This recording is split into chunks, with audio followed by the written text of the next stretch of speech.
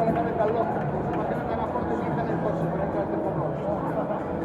Cuidado, Dale dos. Nada, pues aquí estamos. Ayer fiesta con el Racing, tuve el partido por la mañana con mis niñas. Ayer mañana ya pedí yo. Es decir, quedarme día de refresco no marco la mitad. Porque aquí solo 2 horas.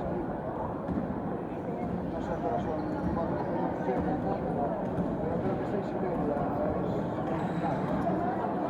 2 horas de tomar de vuelta, 2 horas de vuelta y 6 de la noche.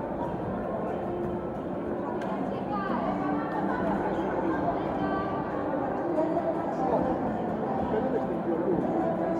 Súper rápido.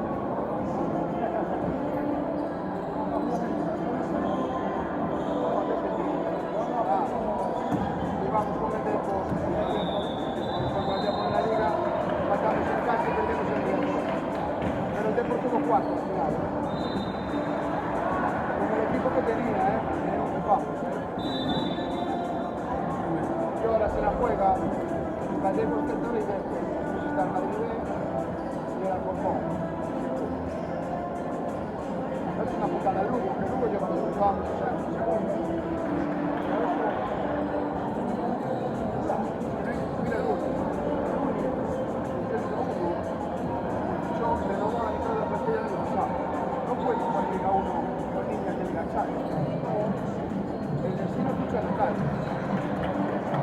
Esto es el único que está en la militar. La Chabuca Canaria. La fichó ahora. Que Paula Gil creo que era.